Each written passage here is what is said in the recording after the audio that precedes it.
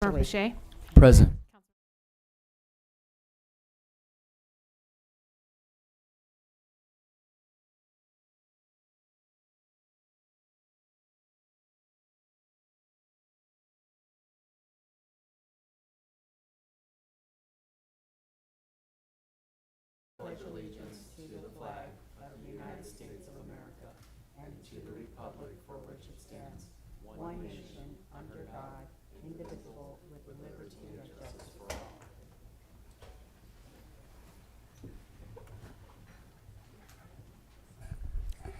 Okay, so for today's meeting, we have one sole item, and the item is under council business. So because it's a special meeting, then we don't have the general public input. So we're only going to be speaking tonight on discussion regarding the naming of city facilities and roadways after Cesar Chavez. So we will engage in public comment on this matter, and then we will also have a discussion here at the dais, and then we'll take it from there. So let me check in with the council to see if anybody has anything they want to say before I move to public comment. Okay, I think we're just going to go ahead then and start with public comment. And for public comment, make sure that you filled out your cards that are in the lobby. Give it to our city clerk. Come when she calls your names. Come to the podium. State your name and city for the record, and then speak on the item. You'll have 3 minutes to speak. We'll have 3 minutes to speak on this item with a total of 30 minutes. However, for tonight, because it's one item, we're just going to have the 3 minutes. If you're on Zoom, then just do the raise hand icon and introduce yourself in the same way. And if you're on your cell phone, you just do *9 and do the same thing. So let's go ahead and go right into public comment. Okay, our first speaker is Catherine Sanchez, to be followed by Jackie Morris Lopez.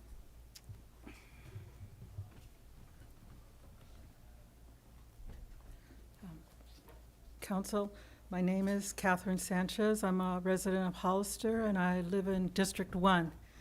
I'm glad the city is having this listening session, but I'm because of recent allegations against Cesar Chavez and what it means for naming city facilities and streets. Not knowing current rules for bestowing the honor of naming a street or facility, or the rules for removing the naming honor, I want to share with you what I would like the city to consider when it decides. I'd like the city to choose names that reflect and inspire, that connect with the community in a positive way with pride. And I would like the city to consider removing or rejecting names that fail to inspire or reflect in a positive way in our community, or that don't connect in a positive way with the community culture. Avenida Cesar Chavez. And then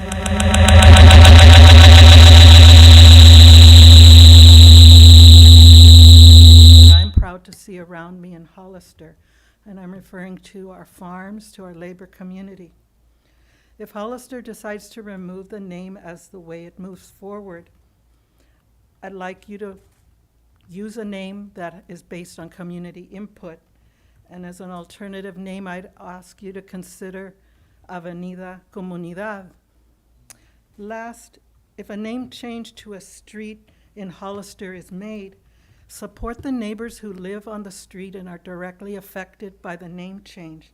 A name change affects the property tax roll, the voter registration records, the post office, and the property insurance companies. I'm sharing the impact to neighbors with you based on my experience. My street's name was changed from North Street by the city to Buena Vista about 6 to 10 years ago. Thanks for your attention. Thank you, Ms. Sanchez. Next speaker. Our next speaker is Jackie Morris Lopez, to be followed by Elena de la Puerta.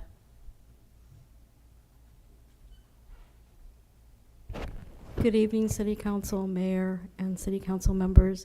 My name is Jackie Morris Lopez. I'm from the City of San Juan Bautista. I'm also a City Council member, but I'm speaking on behalf of myself solely. I do not represent the city's viewpoint.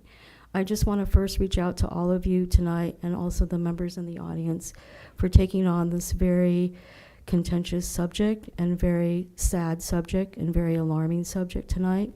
I commend you as a city and council members to come here and put this before the public and speak to it. At this point, I'm really in shock, but I always believe the survivors.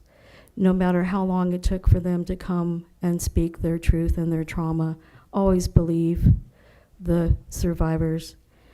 And it is a sad thing. And I also feel, without being too political on a national scale, there are other famous streets and buildings that are named after past representatives, whether from government or community, that have maybe a dark past. And, that brings to point that maybe we need to really think about how we put people on a pedestal, that everyone is not perfect, and how we go about naming our monuments, naming our streets should be considered. And I also feel a part of me, and this is not to discount anything by Ms. Huerta or the other women that came forward, there is a glimmer of goodness that did come out of this individual's efforts.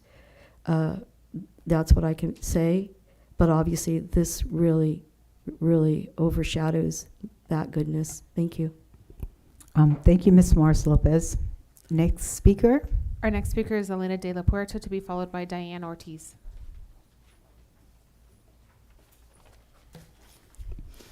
Good evening. My name is Elena La Puerta and I live here in Hollister. I'm going to read an excerpt for a friend of mine who wanted to remain anonymous. The farm worker movement was a turning point for people forced to live in poverty, earning low wages, enduring exploitation, harassment, and even sexual abuse, all while being devalued because of who they were, where they came from, and the color of their skin. Leaders like Dolores Huerta, Maria Moreno, Larry Itlong, Felix Veracruz, Pete Velasco, and Ben Jeans, alongside countless others, stood up, marched, and changed history. The fight was never about one individual. It was about dignity, justice, and humanity. We must not forget the victims of abuse. They have a voice. They have rights. They have names. Acknowledging the truth is not erasing history. It is honoring it fully. The legacy of the farm worker movement includes standing with the vulnerable and confronting injustice, including sexual abuse. I will always stand with farm workers, the essential backbone of this country. But as a survivor, even after 48 years, I also stand firmly in my truth. I support the movement, but I do not support the actions of Cesar Chavez. I agree that what Cesar Chavez did was wonderful, but I also believe the women and the survivors, and I believe that as a duty, we need to remove his name from the street. Thank you so much. Thank you, Ms. de la Puerta. Next speaker, please. The next speaker is Diane Ortiz, to be followed by Samuel Ramos. Good evening, City Council and community. My name is Diane Ortiz. I live in Hollister. I'm a resident of Hollister, and I'm a woman, and I'm the CEO of the Youth Alliance. And tonight, I just want to say that we stand with Dolores Huerta and all survivors. This is a painful moment. It forces us to confront the reality that far too many girls and women continue to suffer in silence. Our hearts are with Dolores and the women who carried this trauma alone for so long. No one should ever have to endure that kind of harm, especially from someone in a position of trust and power. At Youth Alliance, we've held the stories of women and girls who have experienced profound harm. We understand the courage it takes to speak out. I agree that this is a moment for reflection and action. We have to keep asking ourselves, how can we do better? How can we uplift survivors? While these actions are necessary to change the name of a street, rename the state holiday that honors a man who abused children and assaulted Dolores Huerta, they cannot be the end of our response. They must be the beginning. This moment demands a deeper commitment to supporting survivors, and we must protect children and women. We must also recognize that survivors are among us and that this conversation must be approached with care, responsibility, and respect. We honor the collective strength and leadership of the thousands who shaped the farm worker movement, not the protection of any single individual's legacy. The movement endures because of Dolores Huerta and because of the countless people who have fought and are still fighting for the hope of a more just future. Farm workers have endured generations of exploitation and injustice. Against one is injustice against all. Let's use our heartbreak to push for justice for survivors and keep this conversation centered on them while we continue to uplift farm worker dignity and rights. So I have no reservation about changing the name. Let us lift up the voices of survivors and a central leader of the farm worker movement. I do recommend that the name be immediately changed in honor of Dolores Huerta with community input. We have no California or federal holidays named after women. None, not one. Why not uplift Dolores Huerta, the leader, the survivor, the champion who has led her life with dignity, honor, and respect for all people, and especially farm workers? We can and will continue to uplift farm workers and the important contributions of the farm worker movement and for all women, but we must be honest. This can be a moment of transformation, but only if we do more than issue statements or rename streets.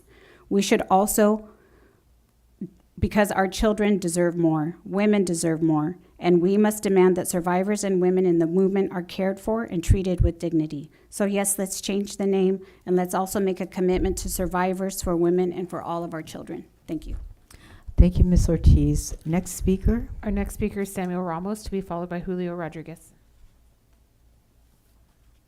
I'm Samuel Ramos, and I've been here for a long time in this county. And I consider myself a campesino. I started the fields at 6 years of age with Don Agustin Lopez picking tomatoes. And my father was a campesino all his life, and he died a campesino. And I was a campesino through elementary school, through junior high, and through high school. And even when I was at the university, I was out in the fields, you know, right, with Garlic and Gilroy, and here in Hollister. And I worked with most of the ranchers here in Hollister and San Juan Bautista. So I know what it is to be a campesino. And the campesinos, they wear their credentials in their hands. And they're called callos because you work so hard. And the campesinos are the real philanthropists, the ones that give. And because of them, a lot of us have a better car, a better house, a better education, because of the campesinos and other people that have cheap wages. And Chavez, because of Chavez, we were liberated in a big way, you know, as being the slaves of the campos, de algodón, of tomatoes and like that. And my brother and I also worked in Sacramento, loading trucks of tomato and picking tomato at Sacramento River Ranch and in Davis in winters. And so I am totally against changing the name of, I mean, we have a little bit here, and we're going to be dehistorified. And I was dehistorified in South Texas because I didn't find out that I am an Apache until I was 40, when I asked my aunt, where did Grandma come from? And she said, she's a full-blooded Apache. Well, I didn't know that. And I know she wasn't full-blooded, but she's a mestiza, but she's from the Apache tribe. So this is the thing, you know, that what little we have is been taken. And also the books that have been censored because they speak of our history, you see. And that's why I would be totally against changing the name of the street, the Chavez, of Cesar Chavez. Yeah, but that's my opinion. But I think I have the credentials to speak out and to ask for that, you know, for the name to remain. Thank you. Thank you, Mr. Ramos. Next speaker, please. Our next speaker is Julio Rodriguez, to be followed by Rose Ortiz. Hello. I'll make this very brief and very quick. Just kind of speaking more of the logistics of this. I think moving forward, I think if we are going to be renaming streets, first off and foremost, I do support in changing the name. I think we should not be immortalizing individuals. We should find words and vernacular that immortalizes the movement, that immortalizes the community. I think for too long, we focus on individuals to represent those movements. And I think those individuals are they become sacrosanct, they become sacrilegious in this world. the reality is we need words that uplift the community, that say, you know, that could be you, that could be anybody in this entire community. I'm an educator, and I think what I see and what I've seen with children is a lot of kids, they look at someone, and even if they identify with, with culture, with oh, that person speaks Spanish, or that person's a Chicano or Chicana, they still feel like that person's kind of put on a pedestal, like a messiah, like that person's their savior. When in reality, we need to be, like I said, uplifting our community. We need to embolden our community, create agency for the community. So I would be against naming the street after another individual. Not to say that this individual did not do remarkable things, but I think it's just about coming up with a new way to invigorate the community. That should have been the last thing I said. Now, the last thing I want to say about the logistics part of it, I think when we do name cities, I don't know if we keep those old signs, like Union Highway, like, the Union. I don't know if it's something that we can just, for the meantime, we can just put the Union Road back on all of the roads. But I think going forward, we should still be keeping old signs and things like that.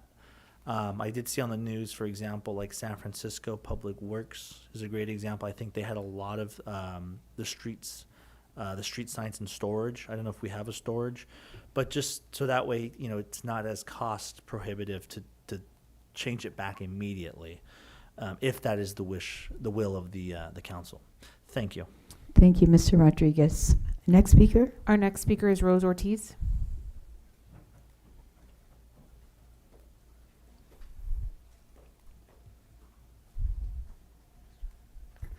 Hello, I'm Rose Ortiz. I lived here, was born here, moved, and came back. My father was Juventino Ortiz, and my mother's Charlotte Ortiz. He ran the labor camp on Southside Road for 30 years. My sister and I and my older brother were always at the camp working in the little store, or my sister and I were in the office doing little paperwork for him. And Cesar Chavez had one visit with my father. It was not nice, but before my father came out, he was behind me and my sister when we were sitting at a desk, and I had a sleeveless top on. And he put his hand on my shoulder. And pretty soon his big hand was going down into my blouse. I was a child. I was not developed or anything. I was a child. And I felt this gross man touching me. And my father came out, and in Spanish he asked him, "What do you think you're doing? Our meeting is over," and he kicked him out. It was later, much later, when our kitchen was burnt down to the ground. My father always thought it was Chavez's men. We always thought it, but he didn't want to pursue it or press charges or anything.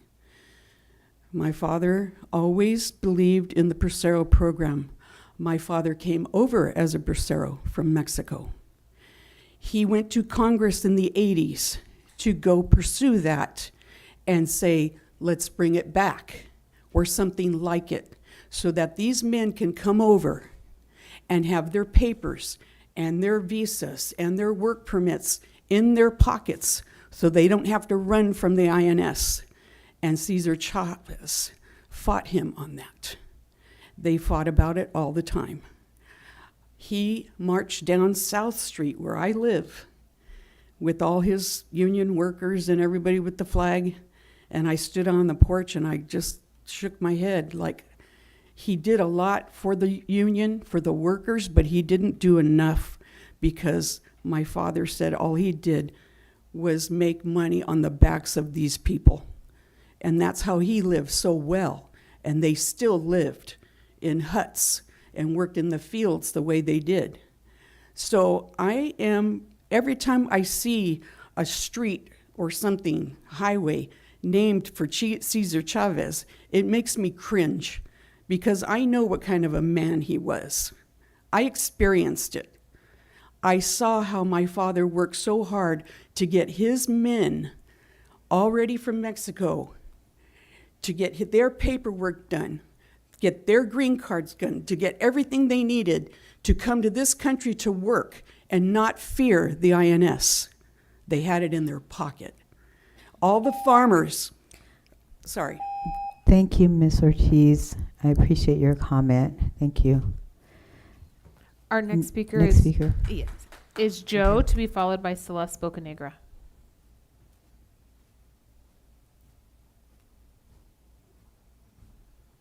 Probably one of the last people they think I'd speak up here. I feel bad for the farm workers. There was a lot of good done.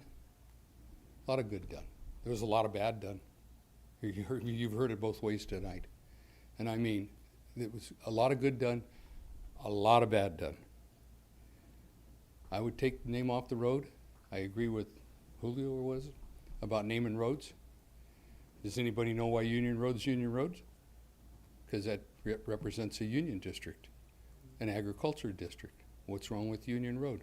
Till you figure something else out. You got a history in this county, you got a history in this city. It should be named after districts or something going on or something in general for beauty. And that's the way it should be. I would stay away from naming them after people. I think the fallout from this nationwide, maybe some people are going to start talking about the other side of things, because there are obviously a lot of people that have covered this up for years in the leadership of the union and everything else, including maybe some of those that got hurt. And that is tragic that they did that over the top of trying to take care of their farm worker people, and yet they couldn't take care of the kids that were, this kind of stuff didn't happen and nobody didn't know about it. So I would rename it also. Thank you. Thank you, Joe. Next speaker. Our next speaker is Celeste Bocanegra.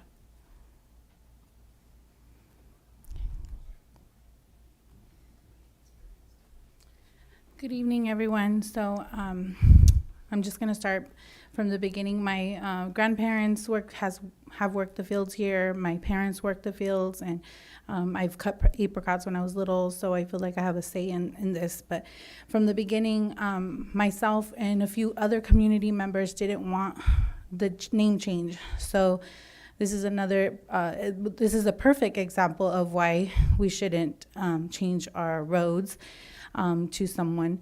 And there's a lot of mixed emotions, right? I think you feel like, why did this come out now, not sooner? But everything, I guess, truth always comes out, right? Eventually, whether it's now or decades later. So my heart goes out to everybody, the victims, the survivors, even Cesar Chavez's family. I'm sure they're devastated as well. So that is unfortunate for everyone all around, right? I think the community as a whole is heartbroken. And because of that, we who empathize with survivors and people who have been victims understand. I'm a legal process server, so I do a lot of restraining orders in our community, as a matter of fact, who against people who commit very not comfortable crimes, right, against women in our community. And one, I feel that Roland Rossetti should recuse himself from this topic specifically, because there's a restraining order. He knows his situation, and because of prior instances with his own personal life. So respectfully, I ask if you can recuse yourself because of the victim situation, and understanding that part of aspect, or if the board can recuse him from voting on this issue, because it's very disturbing that we have men in our own community that I have served legal documents to that hurt women, and restraining orders against because they've created a environment that's violent towards women who are victimized. So again, if he could remove yourself from the vote, that would be amazing and helpful. having to do with the situation. But overall, it's very disappointing as well not seeing other leaders who wanted this Union Road change and pushed it, not being here in the meeting. They should at least be here to just show presence, even if they didn't speak, right? We have community leaders that walked with Cesar Chavez. I don't even want to name their names that were out here last time trying to change the name on Union Road. So they should be here, and that's not right. Thank you, Ms. Bocanegra. Next speaker, please. Those are all the speakers for this item. Okay, so thank you to all the people who have spoken and all the voices. So I'm going to bring it back to the dais for comments from council members. So do we have comments, questions? Do you have anything to say? Do you want to go ahead? Okay, go ahead, Councilmember Resendez.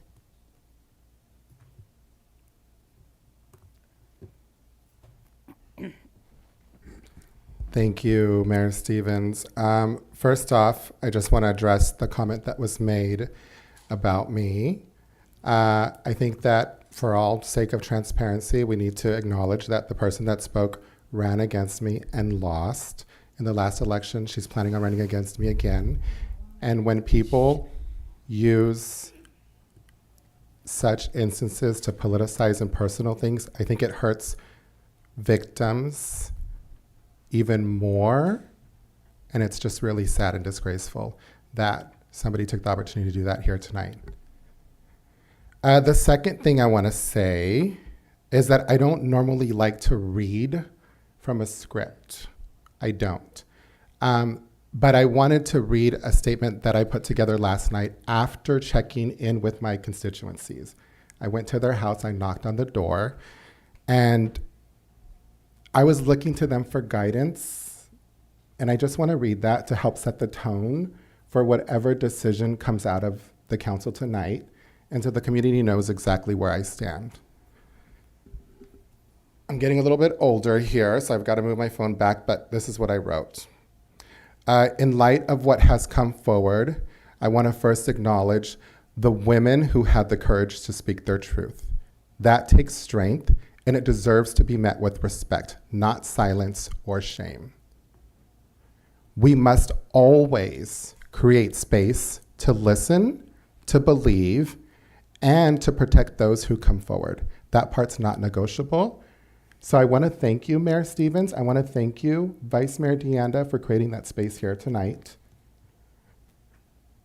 At the same time, I recognize how deeply this moment is impacting our community. There is pain. There are strong emotions. And there are people who carry different perspectives rooted in history, identity, and lived experience. As we head into tomorrow's special city council meeting on this topic, which is happening right now, I believe it's our responsibility to approach this with care, not reaction. Decisions of this magnitude should reflect the voices of the entire community, not just the urgency of the moment. My hope is that we take the time to listen, to heal, to move forward together in a way that honors both truth and community. I look forward to being present, hearing from our residents, and engaging in a thoughtful and respectful conversation. I just wanted to open up with that because I'm not one to shy away from situations or to be minimal with my words. When we have a policy in front of us, when we have a zoning ordinance in front of us, when we have a decision that is quote unquote normal business, I feel pretty qualified and comfortable in working with my partners up here, working with our staff to make that decision. This is definitely not one of those times. I think that we're going to look back on history, obviously, and it's just unfolding so fast. And I just feel like there's so much harm, and that when we have this conversation and whatever comes out of the decision that we make, which I do have faith that we'll make together, because I really trust in all of my colleagues sitting up here, that it'll be responsible, respectful, and sensitive to all the different complexities that are intertwined in what's happening right now.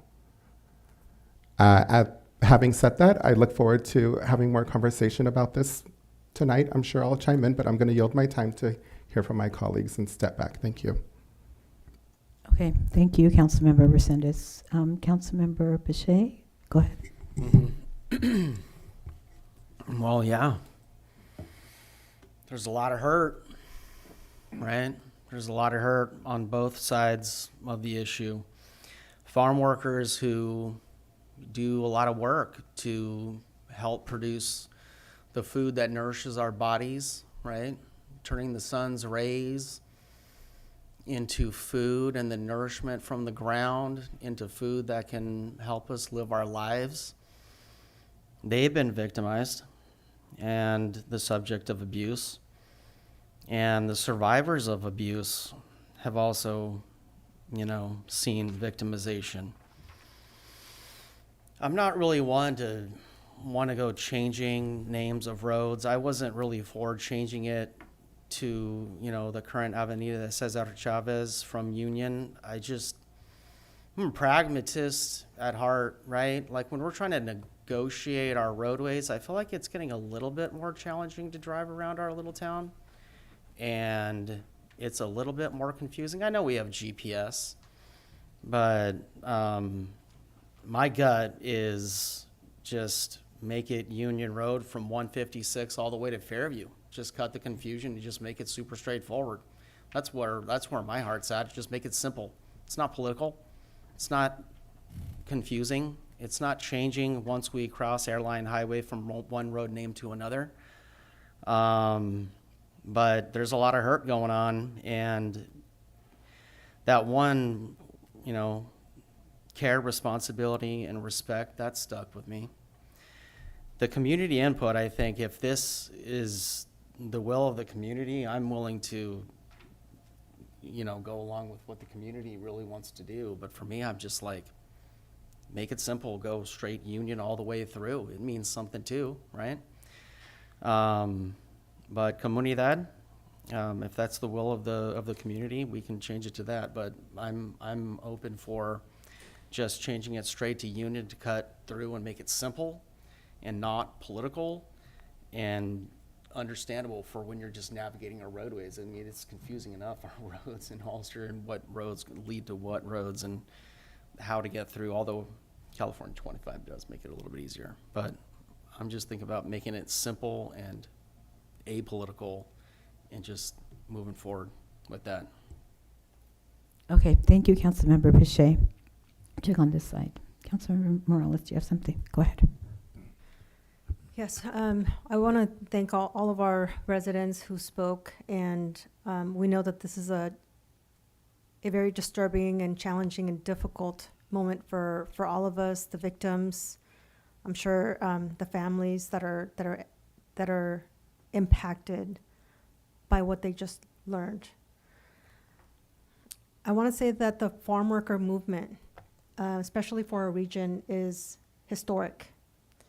It is part of our identity. And the farm worker movement is more than just one individual. Dolores Huerta was very involved. It is also Women's History Month. And I think it would be a disservice for us to not recognize and honor the farm worker movement, because we are part of that. The city of Hollister is part of the farm worker movement. And there are thousands of people, of generations, that fought very hard to obtain the dignity and respect, and that grew out of this region. I think it would be a disservice for us not to recognize and honor the farm worker movement, and it would be an honor to recognize a woman, a survivor, a leader, even to this day at 96 years old, who are still advocating for those that need a voice. I also want to thank ma'am, your courage, your strength to be able to share the hurt and the years. And we do need to honor, and then it doesn't matter how long, it doesn't matter when it's the right time, And it is just unfortunate, but I think it is our duty, it is our obligation to honor our region's history, our legacy, the farm worker movement, the labor movement, and Dolores Huerta was part of that history. And I feel that it is our duty to make sure that our leaders are not erased from history, that they are remembered for the contributions that they have made and the importance that our region, that their work and the outcomes that impacted many lives, thousands of lives. So I'd recommend that we rename the streets to Dolores Huerta. Okay, thank you, Council Member Morales. Vice Mayor Deanda, go ahead. I would like to thank everybody for coming out this evening. I know it's a difficult topic to discuss. It's very layered, so I'm going to do my best to be careful with my choice of words. So yesterday, I felt heartbroken. It almost felt like there's a collective grief. And, because Cesar Chavez, he's so deeply rooted in our community. I know people personally who marched with him, their families. And then I thought,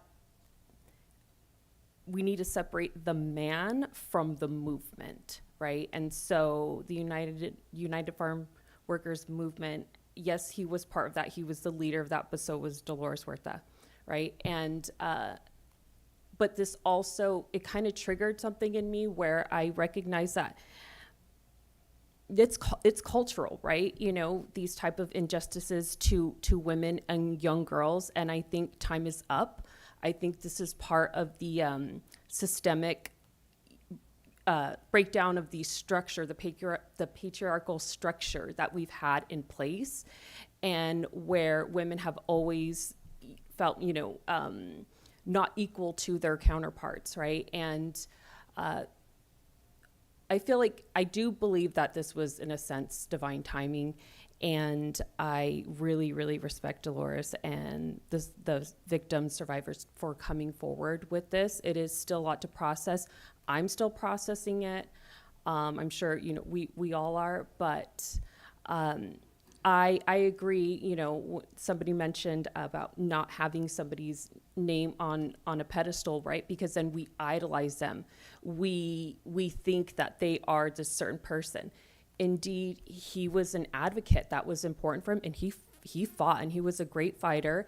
And however, he is still a man. He's still a human, and we all have behavior in us that could potentially hurt people and hurt ourselves, and we have to reckon with that. And it's uncomfortable, but moving forward, I mean, I would think it would be great just to rename the sign something, either if it's related to the farm workers or Dolores Huerta. I'm open to either one, but either way, I want that sign removed. I do. I mean, that's just my personal opinion, but I mean, I want to continue to have this discussion with everybody. But yeah, so I'll draw back there. Thank you. Okay, do you want to make your comments? Go ahead, Councilmember Resendez. Thank you, Mayor. And thank you to my colleagues for speaking their truths. A couple of other things that I was thinking about. Number one is that we all, like I did, we have a responsibility to come forward with our community of what our personal stance is. So that was another reason that I posted on social media. But we wear a couple of different hats, and I just want to remind you of that. And of what my definition of leadership is, what my definition of sitting in the seat and having that power is. This decision, you have every right, I have every right as an individual to fill and to take a position however you would like. But this is a grassroots movement. This decision, in my opinion, is not one that sits with this council. It came from the community, and it should go back to the community. I haven't heard anybody up here, aside from Roland, say that after work, after 3 meetings, after a nap, I drove to my constituents' house for guidance. They elected us into office. I feel very comfortable and confident when it comes to making zoning decisions, policy, directing the city manager. We're all very capable of that.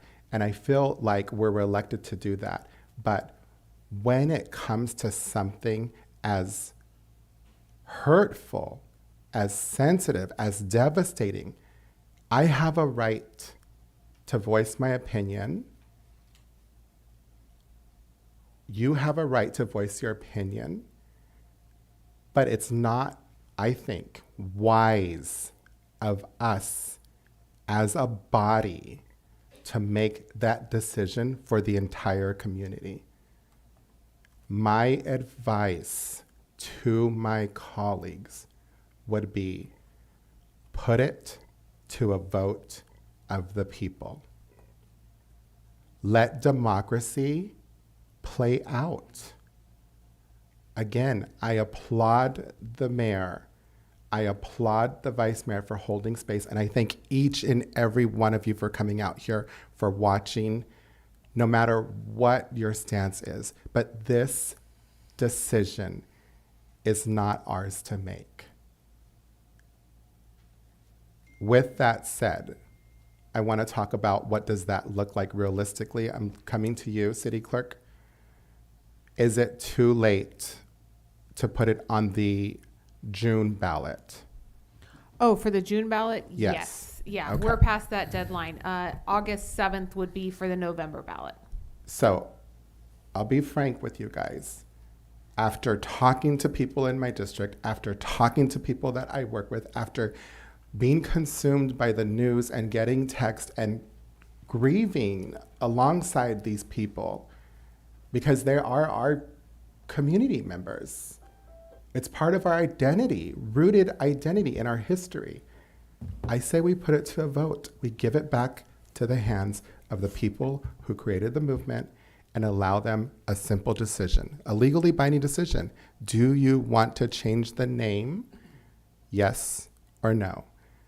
And I want to take it a step further and hold true to those ideas of reforming the policy moving forward.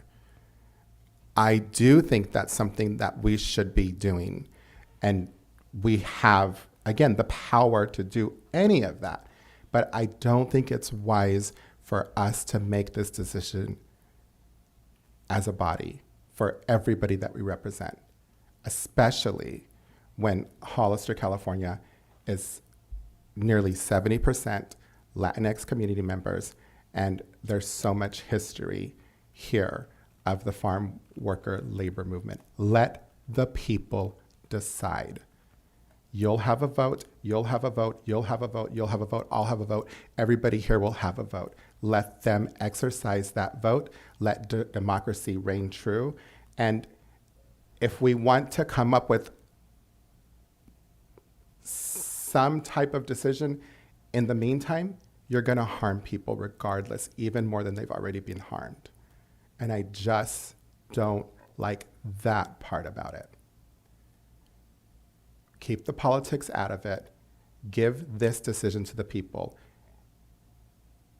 And then moving forward, we need to reform policies so that we don't, and I would imagine this is going to happen everywhere, we don't come up across this again and again. Thank you. Okay, I'm gonna speak now, and I will just say this, that I do disagree that about having it go to the vote of the people, and here's why. Not that I don't believe that they should have a say, but I do think that they had a say when they voted us here because they wanted us to make decisions. These are one of the decisions that we make as a body here, just as when it was union and it was changed to Cesar Chavez, it did not go to a vote. All the streets, when they've been named, have been named that based on the people that sat here, based on internal policy, based on resolutions, those sorts of practices and ways of running a city. So I do believe that this is part of honoring their voice. I spent my entire day yesterday, part of the night before, almost my entire day today, speaking to, fielding text messages, responding to things that people sent me on social media from our constituents. Overwhelmingly, the sentiment was around the sadness of this time. The idea that we have to believe women. Let me change that word. We have to believe victims and survivors of violence, both men and women. Domestic violence, sexual violence, any kind of violence. And in particular, we need to acknowledge when harm has been made to those that are underage. Now, everybody knows that I'm a social worker because I say that everywhere. I've been a social worker my entire adult life. I am doing this now, however, that is who I am. Majority of the work that I've done as an adult social worker is worked with victims of sexual violence.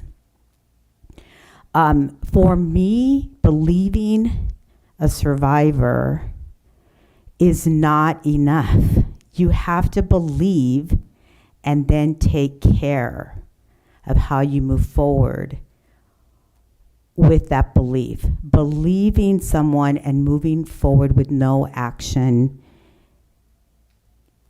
is not the way to care for individuals who have experienced violence, and in particular sexual violence.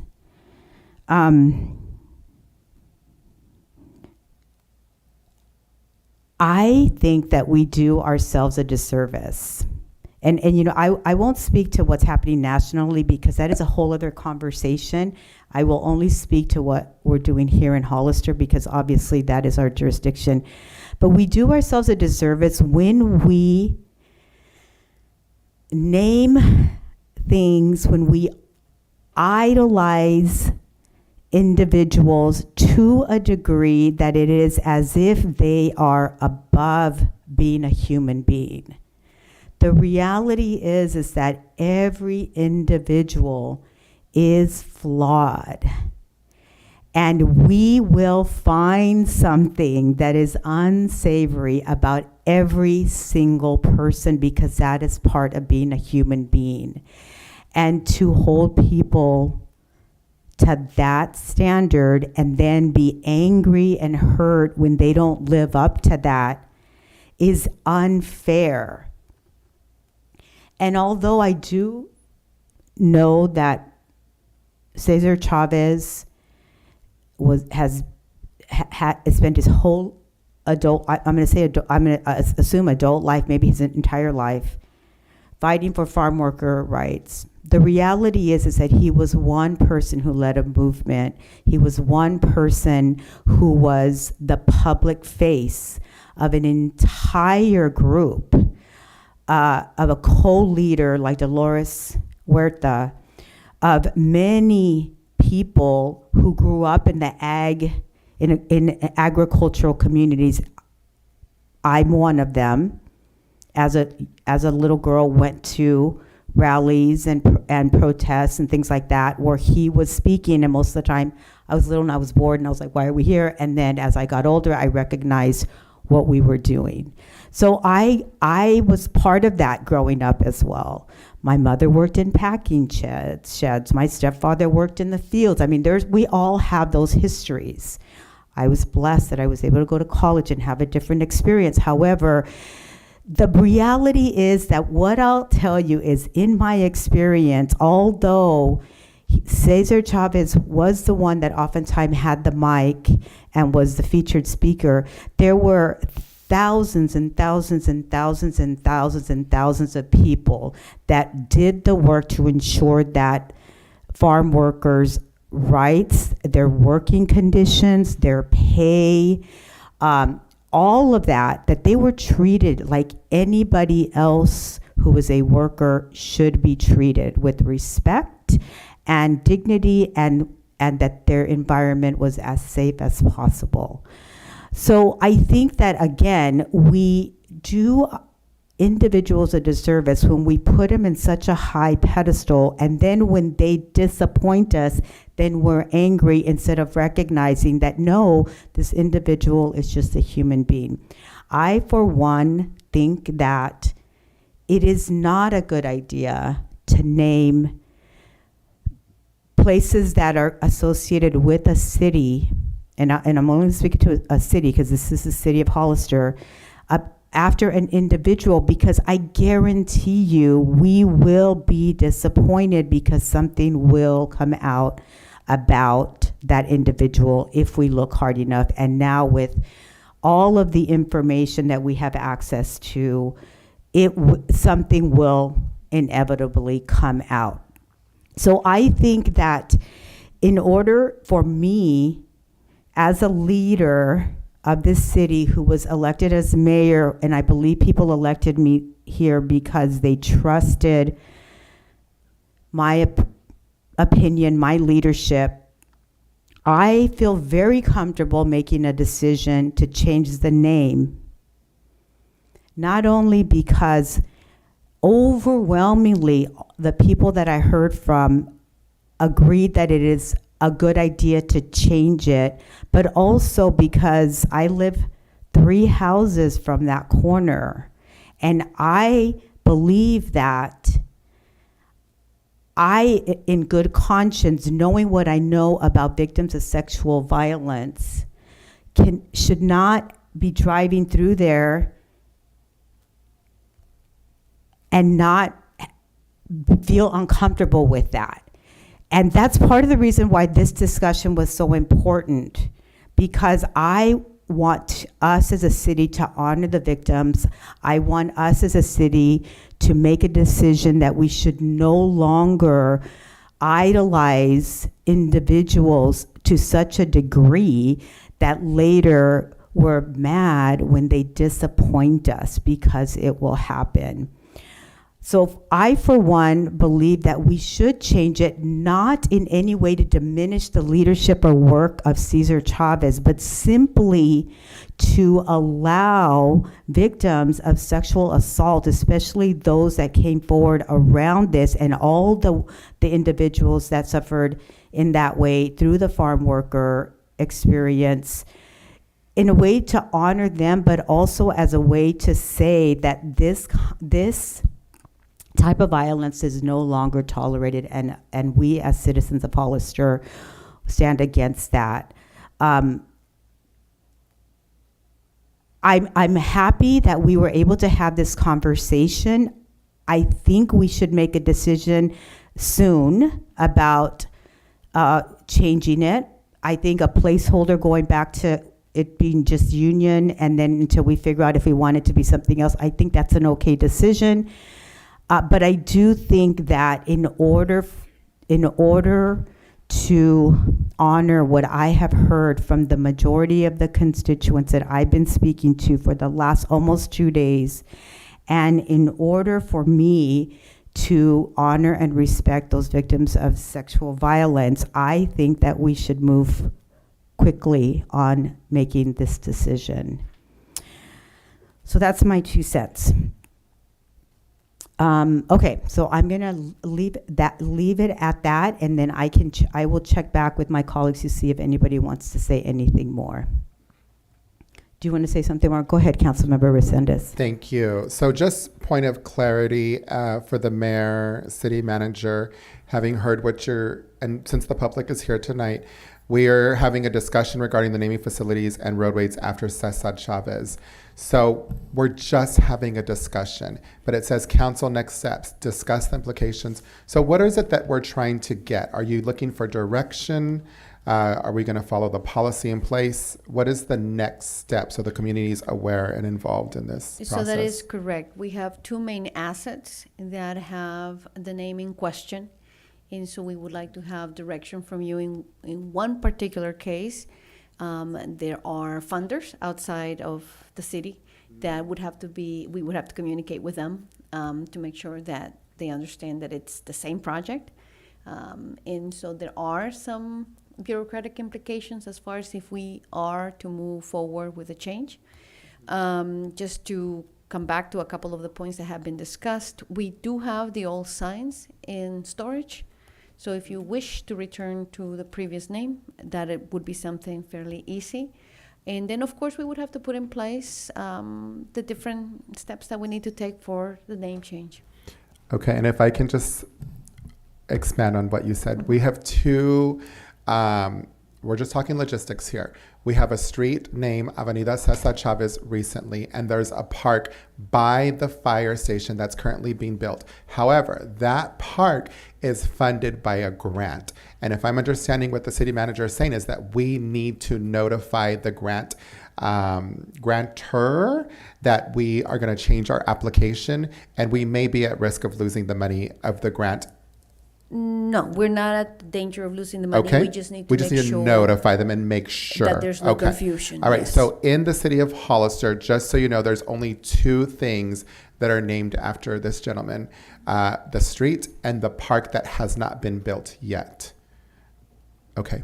And then what would we do as far as next steps? Mayor Stevens. So, I mean,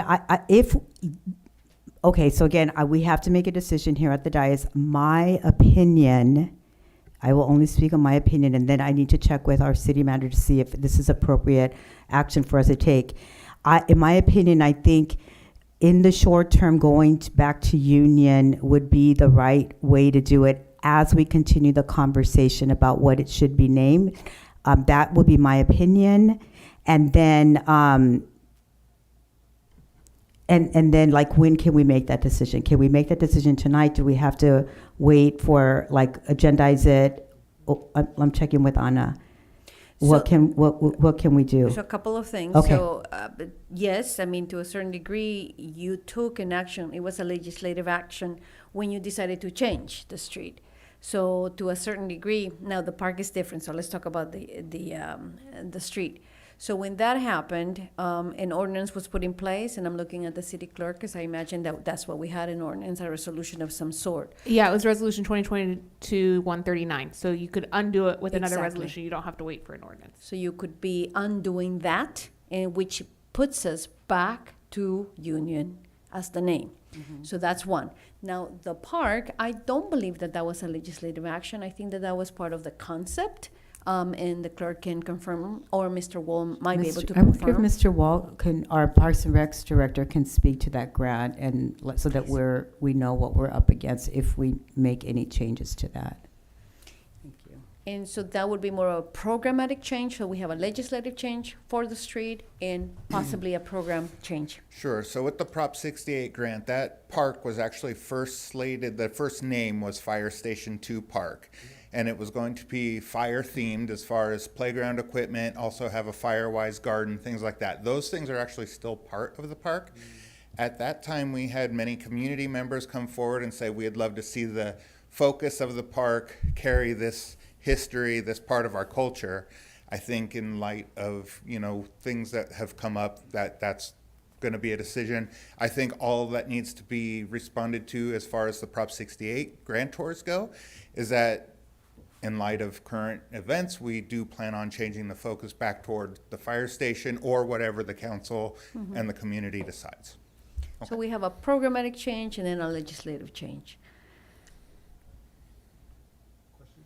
Any questions? Yes. Did you say you have a question? Okay, go ahead. Thank you. So do we have legal on the line tonight? No, council members. Okay. She asked and I indicated that she would not be needed, so my apologies. Okay. The way that I read the agenda item, it says discuss the implications of recent allegations against Cesar Chavez regarding the naming of the city facilities and roadways. Where does it say that we're giving direction? Again, I'm just trying to operate. We're just talking about logistics. I'm not stating my position. I want to ensure that we are functioning legally as a body. This is a discussion. Correct. It is a discussion. So, number one, if you do want to have a different ordinance rescinding the previous one, that would have to be for the And next we have a meeting. policy in place to do that. And just as a reminder, the We- policy is to put a policy request in for a future agenda item. Correct. And that would be put on April's agenda. not April's agenda, is it? Yes. City Clerk, what's the policy say? The next meeting is April 6th. So Right. we've done it both ways. We've done it where, since we've adopted the policy, where members of the council would have to bring forward that agenda request form and we'd put it on there and then there'd be a consensus. We've also done it where there's been a consensus at a single meeting and it was brought up and then we've brought it at the. What does the cin- policy say? The That policy sounds is that the conflicting. form is needed. We've done it Right. both ways. Okay, so I think we need to follow the policy. The form is needed.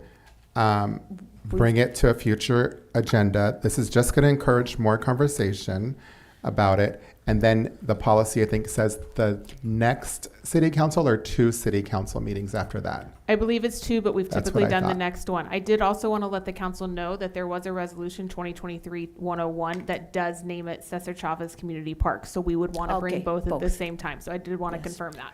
So Again, it is both a legislative, so both of them would have a legislative step. Madam Clerk, can you please clarify again what the policy is? Because I do think there's confusion. Right, so the policy outlines the process for adding items to the agenda. It states that members of the council can add one item, bring one of those forms back per meeting to add it to a future agenda. And it states that it shall be 2 meetings out. There is the policy, and then there has also been the practice. The practice has not typically followed the policy. It has been that we've done both ways, and typically we have not pushed it 2 meetings out. A lot of times that allows staff to do additional research for it. So it is up to the council. It is your policy. You can move forward by following it, or you can go around it, which you've also done in the past as well. So, council members, if I could, I beg you to please follow the policies. I think that that's one of the cultural changes that we're trying to implement in the city. We have too many practices and we have too few policies. If we are not going to follow policies, then rescind the policy. Yes, so let me check with, well, actually, either one of you. If we would like to just have that put on the agenda tonight, we can just request that it be put on tonight, or do we still have to fill out the form? So as I said, you've done it both ways. No, You have- but I mean, based on the policy. The policy states that one of the members of council submits a form, and that goes onto an agenda. So that next agenda would be April 6th, and then it can come forward in 2 meetings. That is what the policy states. Okay, all right then, okay. Mayor and Council. Go ahead, Charles. Yes, I I mean, just Mr. Wall. wanted to bring one more point to this conversation, is that the Parks does currently have a parks naming policy, and there are other parks in the area named after individuals. With tonight's topic, you may want to decide if you want to keep that policy going or not. Just wanted to put that out there. Yeah, I mean, and I think that's another agenda discussion, right, to have. If we wanted to speak to the current situation, this is what I'm thinking, one agenda item. If we want to change the entire policy, it's a different agenda item, right? Is that right? That's what I would think, right? And I would imagine, Mayor, that any one of us can put that in writing and bring Yeah. it back at the same time. Yeah. But I do think it needs to be revisited. My personal opinion, I do think it needs to be revisited. Well, I mean, I think ultimately, I mean, I agree with Anna. I mean, I think we're trying to establish a more professional way of approaching some of the decisions that we're making, and also, be consistent across the board. So here's what I just want to make sure that we are kind of on the same page about this, that we do that, not just for tonight's item, but that we just in general do that, even if we've been a little laxed. So let's just maybe clean that up. But me personally, I would like to just be able to resolve this tonight. However, I agree with Anna, and in fact, part of my expectation to Anna, that many of the conversations that we've had, is that let's make sure that we follow policy as closely as we can. So in order for me to remain consistent, let's just do that. And I've been very clear about my stance on this, so I don't think it's going to be any new, it's not going to be some major revelation what I'm thinking about doing on that night. I can't imagine that my opinion about how we honor or in a way dishonor victims of sexual violence is going to change in a couple of meetings, so I think I'm okay with that. So I hope that's okay with the public, but it looks like that's what we're gonna do then. So we will submit that, and I will be willing to take responsibility to do that, to submit those, and then we can look at the two separate items together. Okay, hold on a second, Anna. City manager, let me check. Are you okay with that? Okay, let me check over here on this side. Are you guys okay with that? Go ahead, Councilmember Morales. I'm kind of a little annoyed with all of it because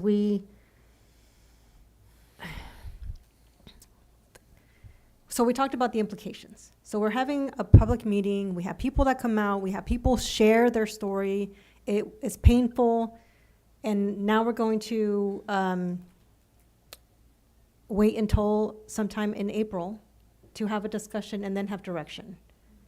And so you're talking about then 2 more meetings. So May, June-ish, we'll come back with something to then eventually have an action. I think we can take action that night. I mean, that's my expectation. We can't take action tonight, so my expectation is we can take action on that night. We make a decision if the decision is to have a name change, then we can make that decision that night. Is that right? Yes or no? So let me add a couple of layers to this. There's a legislative action, and only you can undo that. So this body would have to, in this case, 2 legislative actions would have to be undone. There's the operational side of the House as well. It's not going to happen overnight. We need to start putting together our work plan. It's pretty obvious to me as your city manager that I understand which direction this council is going. So we will begin preparing so that as you take the legislative actions, we are ready to go. So we will be ready the moment that you say, change or no change. I want to reassure you that we will not just wait to see what happens. I'd rather do more work and maybe not implement than not do any work and then have to further delay a decision. Mayor Stevens. Go ahead. Thank you. Again, I'm separating the issue here. Now I'm just talking about logistics and process. This is my wheelhouse. This is what I'm very comfortable in and confident in. Number 1, you adopted that policy, Councilmember Morales, because we all did, I think at the time, because we wanted to increase public input. The way that it was before is that they had all of these items just thrown on there, and we want to be quote unquote transparent.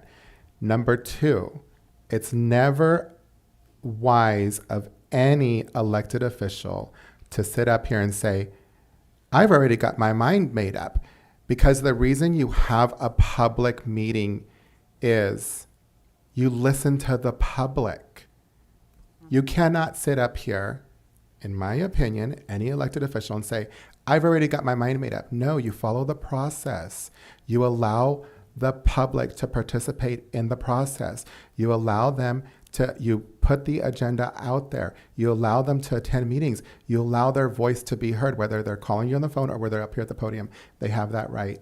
What you do not have the right to do is to sit up here ever and make up your mind before following that process. That's how government works.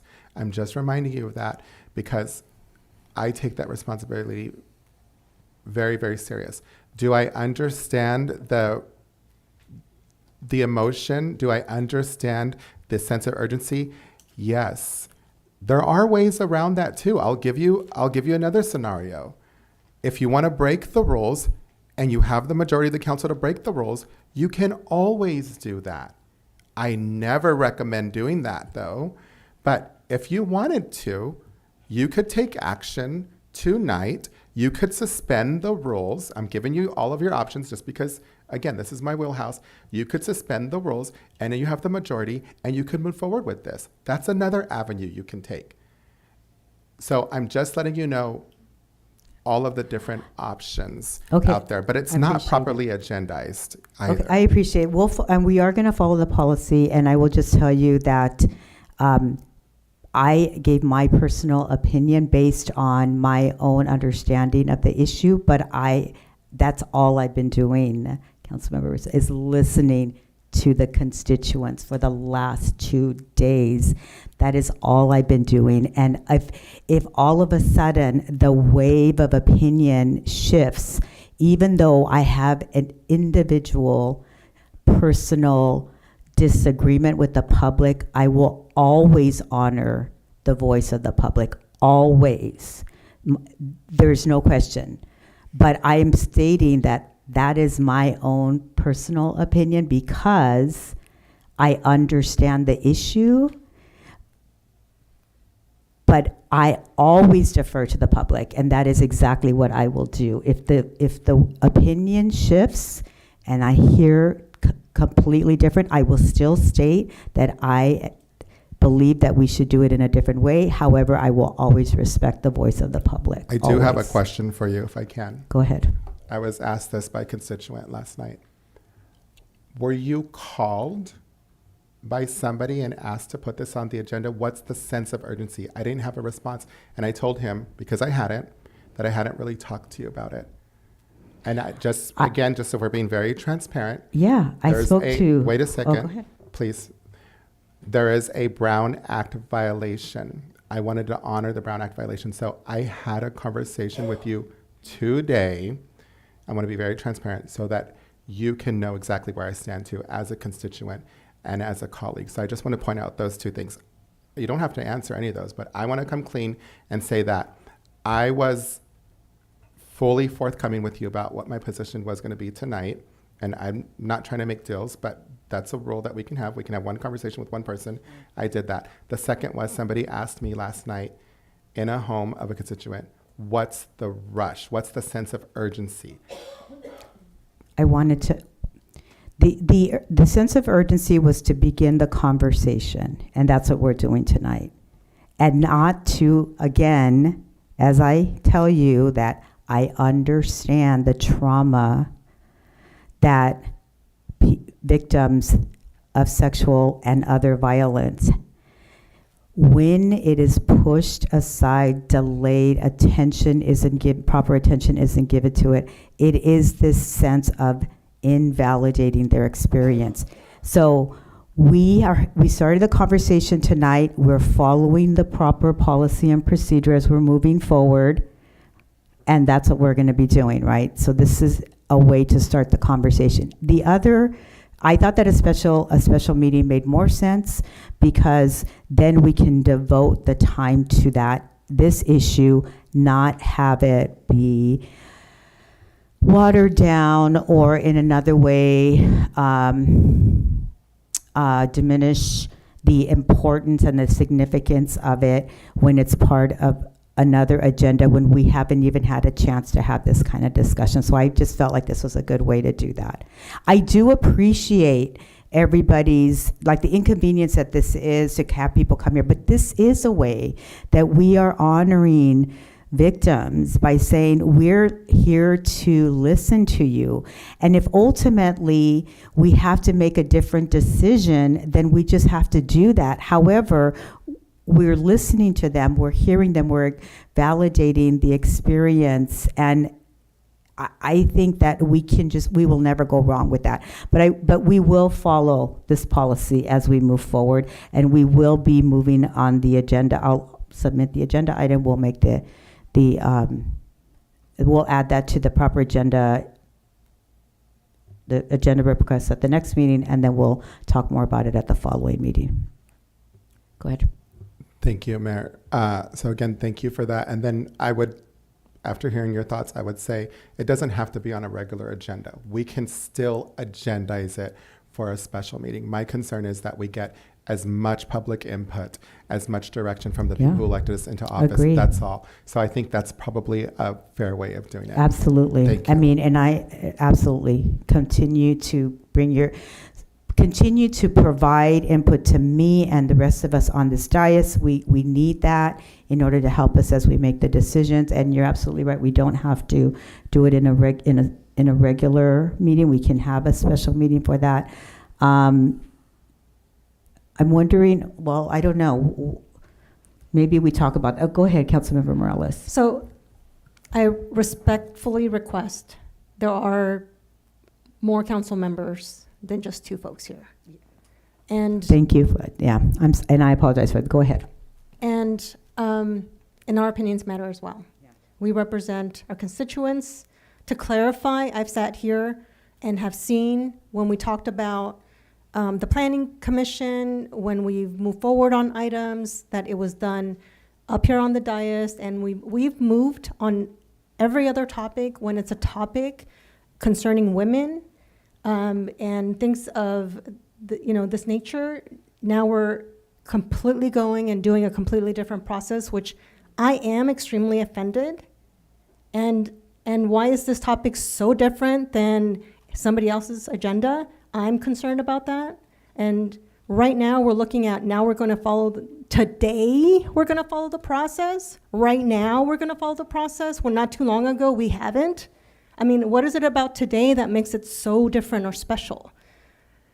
I think in the future, I really would appreciate that we follow Rosenberg's Rules of Order, that each of the council members speak, and there's either we retake the training so that we all learn how to abide by the rules. I am here representing my constituents. My constituents reached out to me. They provided feedback. They provided options. I find this to be extremely offensive that we're having a special meeting and then completely ignoring basically the people that have come here out of their day to come and speak on behalf of what they feel we should do, and then now we're going to be pushing it out. And if we are not doing anything, then let us put it on the agenda and then move on, but this should not just be an A and B conversation. And if we're done, then let's be done and move on with our day and bring it back and from now on. But I am going to hold people accountable to following the process from now on. I appreciate that. Appreciate that. And I am never above like people reminding me if I'm not doing that. So thank you for that, and please remind me. And I agree with you. I think we should do that, especially if we're going to do that tonight. But I'm also okay if the majority of the council wants to bend this rule for now and suspend the rule for now and do something different.